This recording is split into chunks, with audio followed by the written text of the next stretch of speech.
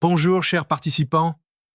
Dans ce deuxième sujet du module 1, nous allons nous concentrer sur la généralité du maquettage des manuels scolaires. Je m'appelle Jacques, je suis l'animateur de cette leçon et je suis l'assistant de Monsieur Maurice Nkouzi.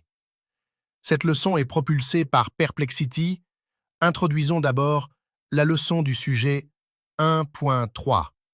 Dans ces leçons, vous découvrirez le rôle essentiel que jouent les visuels et les illustrations dans le processus d'apprentissage. Nous explorerons pourquoi les images sont bien plus que de simples décorations et comment elles peuvent activement faciliter la compréhension des élèves. Vous apprendrez à faire la distinction cruciale entre les images qui aident réellement à apprendre, instructives, celles qui ajoutent juste un attrait visuel, décorative, et celles qui peuvent involontairement nuire à l'apprentissage, distrayantes. Enfin, nous introduirons le concept de littératie visuelle, en expliquant non seulement l'importance de savoir lire une image, mais aussi les notions fondamentales de sa grammaire, syntaxe et de son sens sémantique, pour créer des illustrations qui communiquent efficacement leur message pédagogique.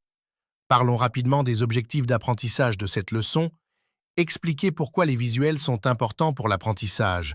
Principe multimédia. Différencier les images instructives, décoratives et distrayantes et leur impact sur l'apprentissage et la satisfaction. Principe de cohérence. Apprécier le concept de littératie visuelle et son importance dans la lecture et la création d'images. Introduire les notions de syntaxe et de sémantique visuelle. Entrons maintenant dans le vif du sujet. D'abord, pourquoi les visuels sont importants pour l'apprentissage? Principe multimédia. La recherche en psychologie de l'éducation montre que les gens peuvent apprendre davantage lorsque les mots sont accompagnés de graphiques que lorsque les mots sont utilisés seuls. C'est ce que l'on appelle le principe multimédia. Dans un manuel scolaire, les illustrations ne sont pas de simples embellissements. Elles sont des outils pédagogiques puissants qui aident à transmettre l'information, à expliquer des concepts complexes et à rendre l'apprentissage plus engageant. Les visuels peuvent rendre les leçons plus vives, captivantes et intuitivement comprises. Par exemple, pour expliquer le cycle de l'eau, une illustration montrant les étapes évaporation, condensation, précipitation, accompagnée du texte, sera beaucoup plus efficace qu'un texte seul. Maintenant, voyons le concept des images instructives, décoratives et distrayantes. Principe de cohérence. Toutes les images n'ont pas le même impact sur l'apprentissage. Il est crucial de choisir les visuels qui soutiennent le mieux les objectifs d'apprentissage. Nous distinguons 3 catégories principales: images, beds, instructives. Ces images instructiennent directement l'apprentissage et facilitent la compréhension des concepts clés. Elles aident l'élève à traiter l'information essentielle. Par exemple, un diagramme expliquant la structure d'une cellule végétale, une carte montrant une route commerciale historique, un graphique présentant des statistiques ou des illustrations étape par étape pour une expérience. Ces images sont positives pour la satisfaction et l'apprentissage. Images décoratives. Ces images améliorent l'esthétique du matériel, le rendant plus agréable à regarder, mais elles n'ont pas d'impact direct sur l'apprentissage du contenu. Par exemple, une photo générique d'une poignée de main dans une leçon sur la négociation ou une illustration agréable mais sans lien direct avec le concept. Elles sont positives pour la satisfaction mais neutres pour l'apprentissage. Images distrayantes, bien qu'elles puissent être liées au sujet ou esthétiquement plaisantes, ces images nuisent à l'apprentissage. Elles peuvent contenir trop de détails non pertinents ou être trompeuses, surchargeant l'esprit de l'élève et le détournant des informations importantes. Par exemple, un organigramme très complexe de toute une entreprise pour illustrer une leçon sur le travail d'équipe. Les détails de l'organigramme complet sont inutiles et distrayants, ou une image générée par IA contenant des informations factuellement incorrectes ou du texte illisible. Elles sont positives pour la satisfaction, mais négatives pour l'apprentissage. Le principe de cohérence stipule que les apprenants comprennent mieux lorsque les éléments visuels sont pertinents par rapport à l'objectif pédagogique. Un bon concepteur enseignant s'efforce d'utiliser principalement des images instructives et, si nécessaire, des images décoratives simples, tout en évitant les images distrayantes.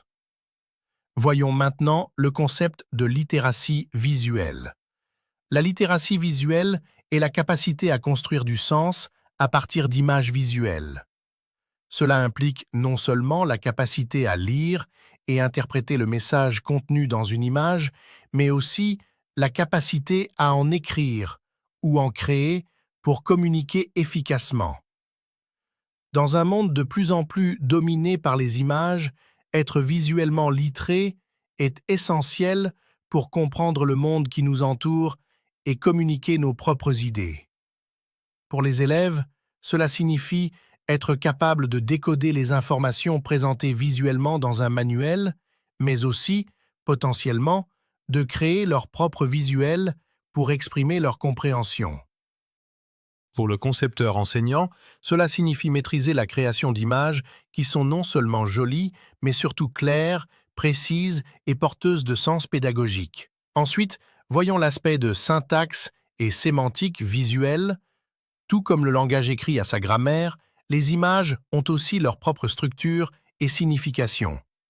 On peut décomposer cela en deux concepts. 1. La syntaxe visuelle, c'est la forme et la structure d'une image. Elle concerne les éléments de composition et la manière dont ils sont agencés. Pensez-y comme aux règles de grammaire visuelle.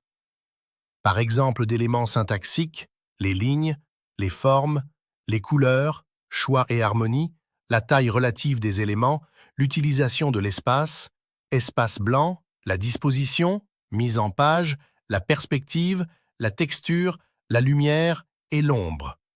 La syntaxe contribue à l'organisation logique et à la lisibilité d'une image. La sémantique visuelle, c'est le sens ou le message d'une image, tel qu'il est compris dans son contexte et en fonction des références culturelles.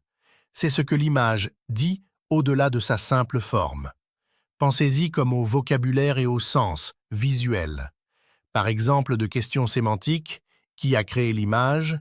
Dans quel contexte historique ou culturel? À qui s'adresse-t-elle? Quel est son objectif? Quel message essaie-t-elle de transmettre sur un sujet, une culture ou un événement? Qu'est-ce qui a été inclus ou omis? La sémantique permet à l'image d'établir un lien significatif avec l'apprenant et le contenu du cours. Finalement, pour créer une illustration pédagogique efficace, il faut maîtriser à la fois la syntaxe pour qu'elle soit claire, bien organisée et esthétiquement adaptée, et la sémantique pour qu'elle transmette le bon message et soit pertinente pour le public cible. Le bon équilibre entre la forme et le sens est essentiel pour un apprentissage efficace. Par exemple, utiliser des couleurs vives et des formes simples, syntaxe, est souvent sémantiquement approprié pour de jeunes enfants, sens lié à l'âge et à l'intérêt, tandis qu'un graphique complexe avec des données précises, syntaxe, est sémantiquement adapté à des élèves plus âgés étudiant l'algèbre, par exemple, sens lié au contenu et au niveau. Passons maintenant à une réflexion sur la leçon du sujet 1.3 concernant les illustrations. Les visuels jouent un rôle clé dans l'apprentissage en facilitant la compréhension et en rendant les concepts plus accessibles. Il est essentiel de distinguer les images instructives, décoratives et distrayantes tout en maîtrisant la littératie visuelle pour créer des illustrations pédagogiques efficaces. Donc, en tant qu'enseignant, rédacteur ou concepteur d'illustrations, quelles questions pouvez-vous vous poser s'alignant avec ce que vous venez d'apprendre et les besoins des élèves que vous avez déjà observés dans votre carrière ou que vous avez déjà entendus? Les questions pourront être par exemple 1. Comment les principes de la syntaxe et de la sémantique visuelle peuvent-ils être appliqués pour concevoir des illustrations pédagogiques qui répondent aux besoins spécifiques des élèves rencontrant des difficultés d'apprentissage? 2. Abolish dans quelle mesure L'intégration d'images instructives, plutôt que décoratives ou distrayantes, pourrait-elle transformer l'expérience d'apprentissage des élèves dans des matières complexes comme les sciences ou les mathématiques? 3. La littératie visuelle peut-elle être enseignée aux enseignants eux-mêmes afin qu'ils deviennent des créateurs et des utilisateurs plus efficaces de supports visuels dans les manuels scolaires? Réfléchissez par écrit à ces 3 questions en utilisant le guide du cycle réflexif de Gibbs qui vous sera présenté dans ce cours. Reprenez également votre réflexion dans le journal électronique disponible sur la plateforme d'apprentissage en ligne utilisée dans ce cours. Partagez vos réflexions avec vos collègues également sur la plateforme de communauté de pratique CDP qui vous sera également présentée. En conclusion, pour maximiser l'impact des illustrations pédagogiques, il est essentiel de comprendre et d'appliquer les principes fondamentaux de la littératie visuelle. Les visuels instructifs, bien équilibrés entre syntaxe et sémantique, permettent de transmettre efficacement des concepts complexes tout en engageant les apprenants. En évitant les images distrayantes et en privilégiant celles qui sont étroitement liées aux objectifs pédagogiques, le concepteur enseignant peut accroître la clarté et la pertinence du contenu éducatif. En somme, les visuels jouent un rôle central dans l'éducation contemporaine en offrant une opportunité unique de rendre l'apprentissage plus interactif et accessible. En maîtrisant les techniques de création d'illustrations adaptées aux besoins des différents publics cibles et en intégrant les principes du multimédia et de cohérence, les enseignants et concepteurs peuvent transformer les manuels scolaires en outils dynamiques qui favorisent la compréhension et la rétention des connaissances. Si vous avez des questions ou des difficultés avec l'un des concepts abordés dans cette leçon, veuillez utiliser le forum de discussion du module 1 sur la leçon 3 pour poser des questions et répondre également aux questions des autres participants. Merci de votre participation et attention.